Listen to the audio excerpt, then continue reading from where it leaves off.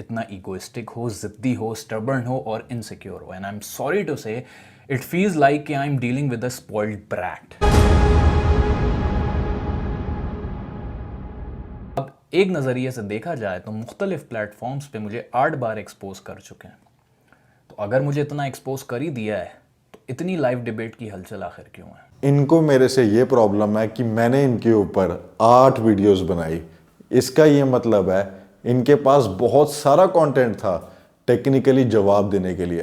पर हैरानी की बात यह है इन्होंने मेरी एक भी वीडियो का टेक्निकली जवाब नहीं दिया, और जो मेन टॉपिक था बार्बर रोज के ऊपर उसको छोड़ के इन्होंने, जैसे मैंने आपको पहले बताया, दुनिया जहान की सारी बातें कर ली, बातों को गोलमोल कर दिया, पर बार्बर रोज के ऊपर बात नहीं की। और अगर हम बात करें 8 वीडियोस की, वो 8 वीडियोस नहीं है, वो 4 ही वीडियोस हैं, पर उनको मैंने इंस्टाग्राम पे भी अपलोड किया है और यूट्यूब पे भी अपलोड किया है। और सर, आप भी ये सेम चीज़ करते हो।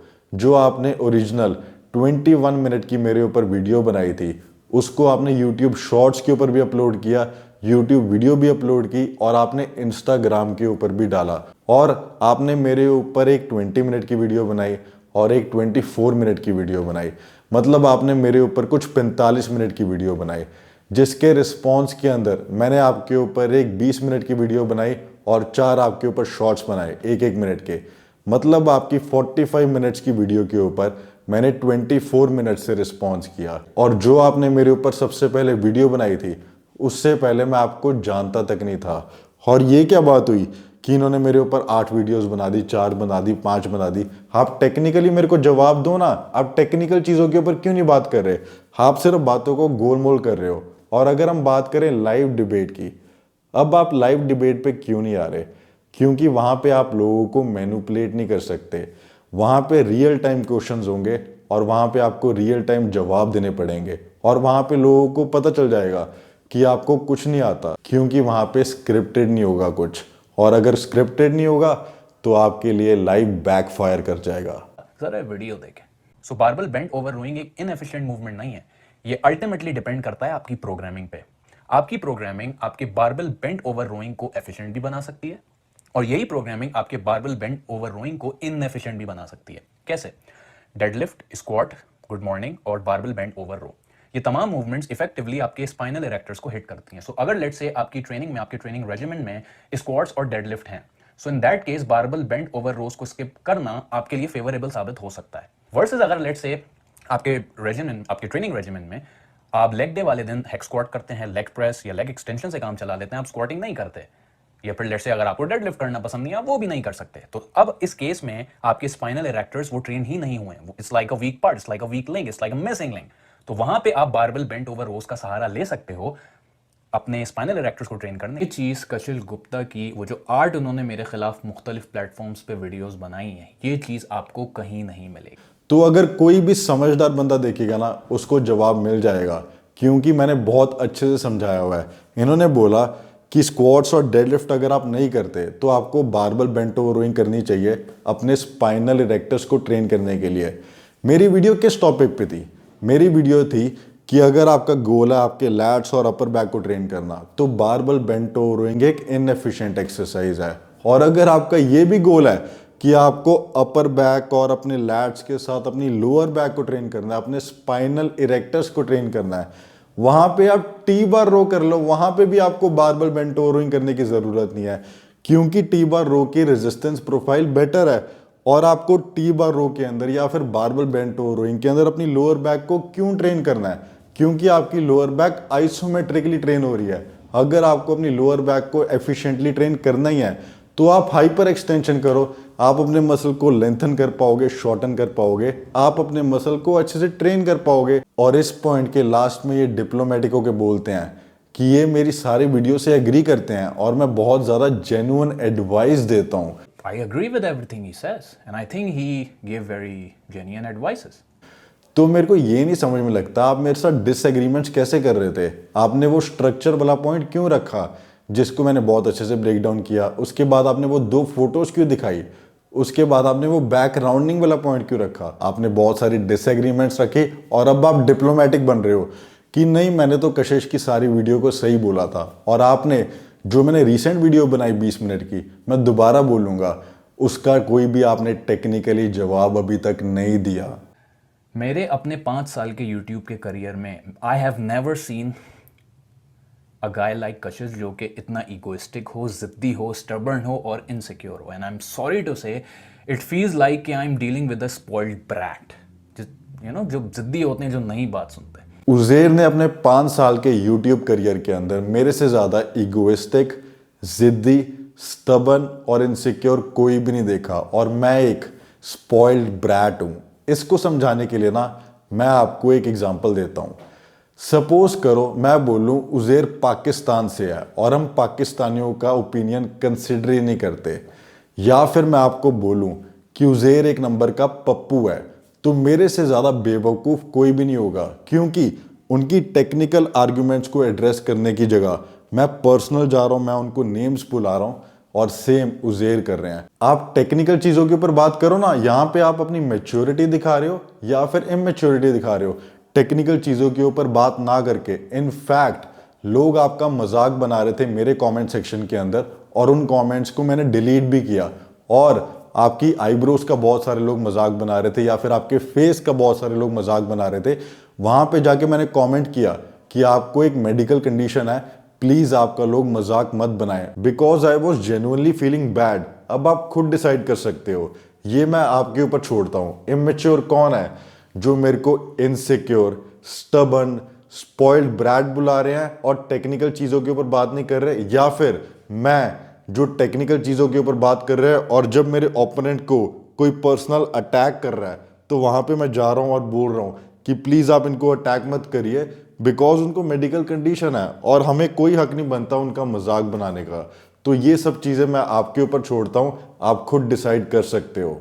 इनफैक्ट इनकी जो रिसेंट 20 मिनट्स की वीडियो है, आई एम अमेज्ड टू सी कि आप 20 मिनट के लिए वीडियो बना रहे हैं, अपना प्रूफ कर रहे हैं, अपना पॉइंट एक बंदे को एक्सपोज कर रहे हैं, और आपका पूरा का पूरा जो चैनल है वो साइंस की बेस पे खड़ा है, and there is no freaking scientific evidence. इनका ये कहना है कि मैंने अपनी बार्बल बेंट ओवर रोइंग वाली वीडियो के अंदर कोई भी स्टडी नहीं दी या फिर कोई मैंने एविडेंस नहीं दिया। तो आपने मेरे ऊपर 2 वीडियोस बनाई, एक 20 मिनट की और 24 मिनट की। स्टडी तो आपने भी नहीं दी, तो इसके हिसाब से मतलब आपकी भी वीडियो सारी गलत हैं और ये आप ही ने बोला। सपोज आप लैट पुल डाउन लगा रहे हो और आपके पास 2:1 पुली है, तो सपोज आपने 40 केजीज का वेट डाला है, आपको सिर्फ 20 केजीज एक्सपीरियंस हो रहा है, और इसके ऊपर मैंने पहले वीडियो बनाया हुआ है, उसको भी मैं डिस्क्रिप्शन के अंदर लिंक कर दूंगा, आप वहां पे जाके देख सकते हो। उसके लिए आपको किसी साइंटिफिक स्टडी की जरूरत नहीं है। और अगर हम बात करें साइंटिफिक स्टडी की, जहां पे रिक्वायर्ड होती है वहां पे मैं साइंटिफिक डेटा भी देता हूं। जैसे मैंने अपनी पुल ओवर वाली वीडियो के अंदर दिया कि पुल ओवर के अंदर लैट से ज्यादा पेक्स का एक्टिवेशन होता है और वहां पे भी लिमिटेशन है। तो अगर आपको इन सब चीजों के बारे में नहीं पता तो ज्यादा अच्छा है कि आप उन चीजों के बारे में नहीं बोलो। चलो उज़ेर की आगे की वीडियो देखते हैं। मैंने चेस्ट सपोर्टेड रो और सीटेड रो, इन दोनों को आइसोलेटेड एक्सरसाइज क्लेम कर दिया रादर देन कंपाउंड। ये मेरी जिंदगी की सबसे बड़ी गलती मैंने सरजद करी, और जैसे ही मैं ये वीडियो अपलोड करता हूं मुझे आइडिया नहीं था कि मैं ये गलती कर चुका हूं। इन्होंने यहाँ पे अपनी गलती मानी कि इनको कंपाउंड और आइसोलेशन के अंदर डिफरेंस नहीं पता। आपको ये लगेगा ये एक मैच्योरिटी का सिंबल है, ये एक मैच्योरिटी का सिंबल नहीं है, ये लैक ऑफ एजुकेशन है। मैं दोबारा बोलूँगा, ये मैच्योरिटी नहीं है, ये लैक ऑफ एजुकेशन है। मैं आपको एक एग्जांपल देता हूँ। सपोज आप एक डॉक्टर के पास गए, उन्होंने आपको दवाई लिख के दे दी जो आपके लिए ठीक नहीं है।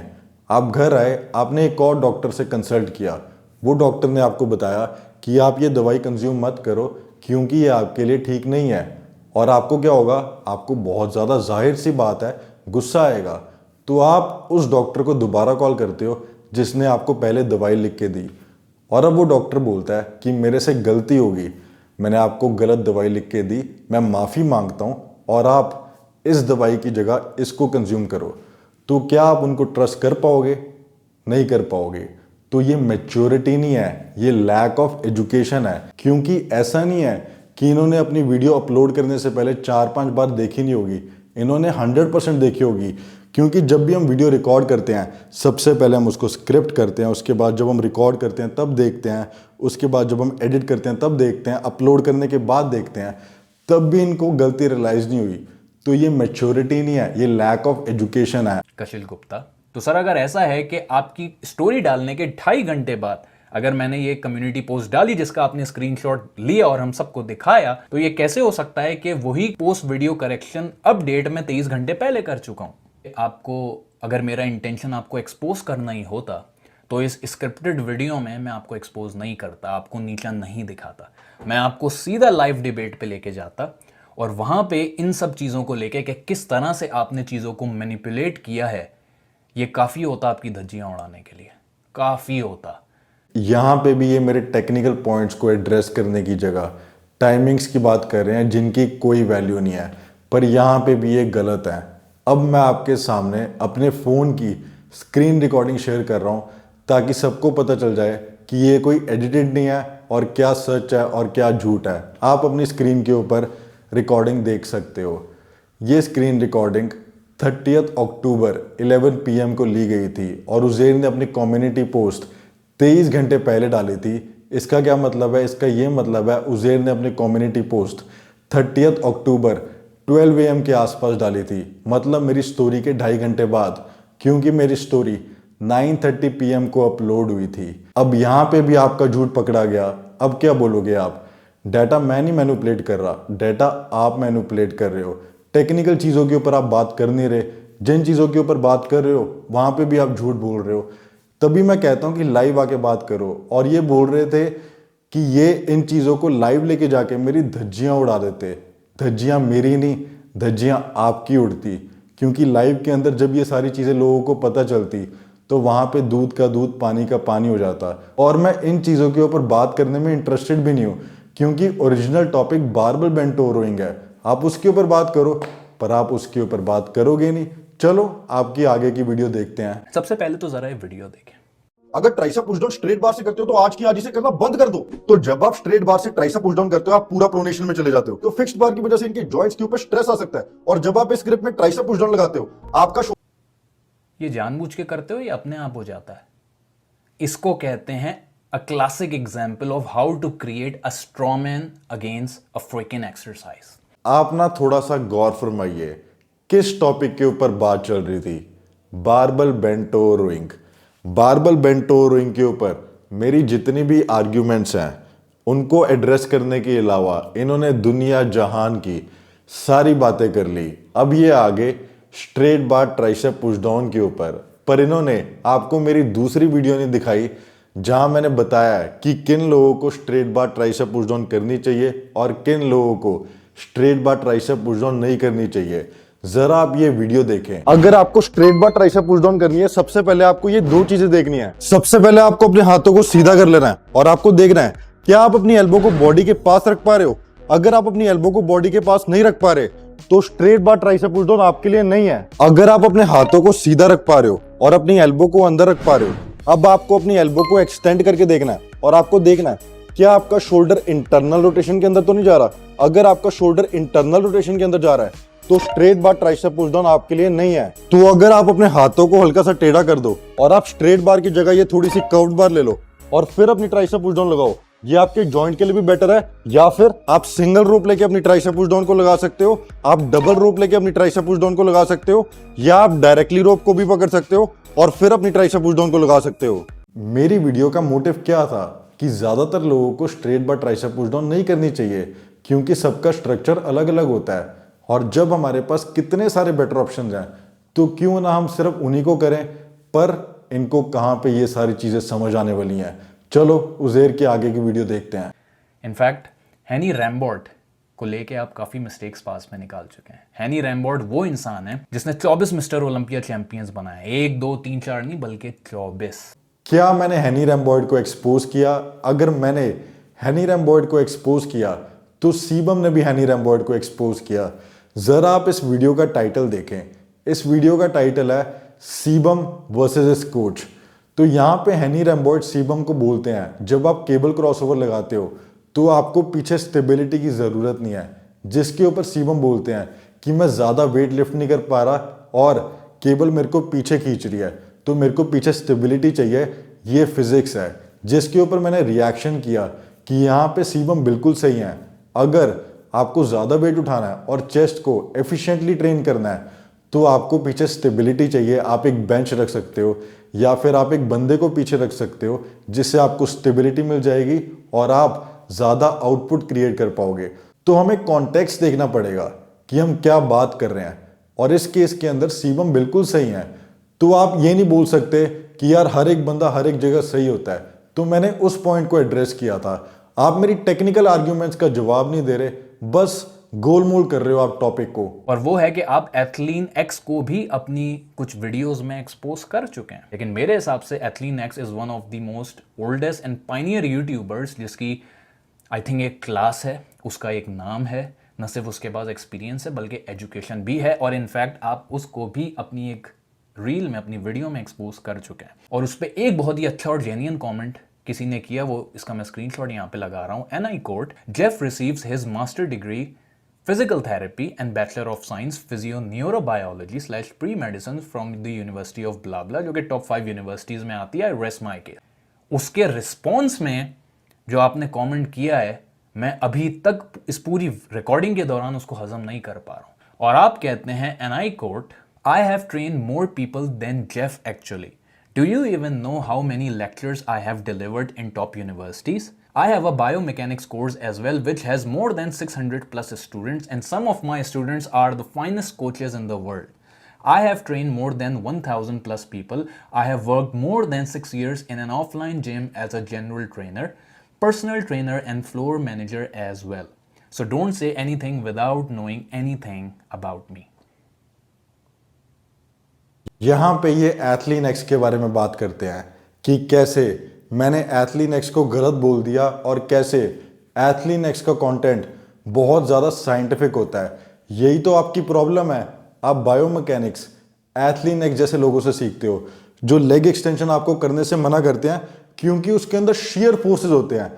एथलीन एक्स को ना शेयर फोर्सेस का मतलब ही नहीं पता। इसके ऊपर मैं डिटेल्ड वीडियो बनाऊंगा जहां मैं आपको एक्सप्लेन करूंगा जो लेग एक्सटेंशन के अंदर शेयर फोर्सेस होते हैं वो कंप्लीटली नॉर्मल होते हैं। और उसके बाद ये स्क्रीनशॉट दिखाते हैं जहां पे किसी ने कमेंट किया था कि जेफ के पास मास्टर्स डिग्री है, और जिसके ऊपर मैंने रिप्लाई किया जो कि इन्होंने आपको नहीं दिखाया। मैंने कहा इससे कोई फर्क नहीं पड़ता, आप मेरा 20 मिनट का डिटेल्ड ब्रेकडाउन जाके देखो। और वहां पे टेक्निकली मैंने उनके पॉइंट्स को ब्रेक डाउन किया है। मैंने उनको पर्सनल अटैक नहीं किया जैसे ये करते हैं। मैंने साइंटिफिकली हर एक पॉइंट को ब्रेक डाउन किया और आपको बताया कि आपको फेस पुल कैसे लगानी चाहिए। और एक इंटरेस्टिंग बात है, उस एथलीन एक्स वाली वीडियो के अंदर मैंने एक स्टडी भी कोड की थी। तो आपके हिसाब से मैं तो 100% सही हो गया क्योंकि वहां पे मैंने स्टडी कोड कर दी। तो ऐसा नहीं होता सर, हमें बहुत सारी चीजें देखनी पड़ती हैं, उसके बाद हम एक कंक्लूजन के ऊपर आते हैं। और अगर आपने वो वीडियो नहीं देखी, उसको डिस्क्रिप्शन के अंदर मैं लिंक कर दूंगा, आप वहां पे जाके देख सकते हो। आपको पता चल जाएगा कैसे मैंने साइंटिफिकली उनके हर एक पॉइंट को एड्रेस किया है। पर जाहिर सी बात है, ये आपको मैनिपुलेट करने के लिए ये चीज़ें नहीं दिखाएंगे। उसके बाद किसी ने कमेंट किया था कि जेफ के पास बहुत ज़्यादा एक्सपीरियंस है, रियल एक्सपीरियंस है, पर आपके पास कोई रियल एक्सपीरियंस नहीं है। जिसके ऊपर मैंने कमेंट किया कि मेरे अंडर 600 कोचेज हैं इंस्टीट्यूट ऑफ बायोमैकेनिक्स के अंदर, जो कि मेरा कोर्स है, और मैंने 1000 प्लस क्लाइंट्स को ट्रेन किया है। अब मैं 1000 प्लस क्लाइंट्स का कॉन्फिडेंशियल डेटा तो नहीं आपको दिखा सकता, पर आप मेरा ये फेसबुक ग्रुप देखो, यहाँ पे आप देख सकते हो मेरे पास 600 प्लस कोचेज हैं, और आप देख सकते हो मैं कैसे लेक्चर्स को डिलीवर करता हूँ। और आप मेरे किसी भी स्टूडेंट या फिर मेरे किसी भी क्लाइंट से जाके पूछ सकते हो जो सर्विसेज मैं प्रोवाइड कर रहा हूँ या फिर जो वैल्यू मैं प्रोवाइड कर रहा हूँ वो शायद ही कोई आपको दे रहा होगा। आप मेरे इंस्टाग्राम पे जाना, वहाँ पे हाइलाइट्स के अंदर बहुत सारे फीडबैक्स हैं मेरे स्टूडेंट्स के, मेरे क्लाइंट्स के, और उनकी आईडी भी वहाँ पे मेंशन है। आप उनसे जाके पूछ सकते हो कि उनकी लाइफ के अंदर मैंने क्या वैल्यू ऐड किया है। मैं सिर्फ हवा के अंदर बातें नहीं करता, मेरे पास रिजल्ट्स भी हैं और मैं टेक्निकली प्रूव भी करता हूँ। और आप क्या करते हो, पर्सनल जाते हो, मेरे को स्पॉइल्ड ब्रैट बोलते हो, इनसिक्योर बोलते हो, और टेक्निकल चीज़ों के ऊपर जवाब नहीं देते। पर मैं आपके लेवल के ऊपर नहीं जाऊँगा, हम सिर्फ टेक्निकली बात करेंगे। अगर आपको अभी भी टेक्निकली बात करनी होगी तो आप लाइव डिबेट के अंदर आ सकते हो, पर अगर आपको टेक्निकल बात नहीं करनी होगी तो आप ऐसे ही वीडियोस बना सकते हो और लोगों को मैनिपुलेट कर सकते हो, पर ज़्यादा देर तक आप लोगों को मैनिपुलेट नहीं कर पाओगे, क्योंकि मैं आप ही की लाइन बोलूँगा, आप कुछ देर तक तो कुछ लोगों को बेवकूफ़ बना सकते हो, पर आप बहुत टाइम तक सब लोगों को बेवकूफ़ नहीं बना सकते।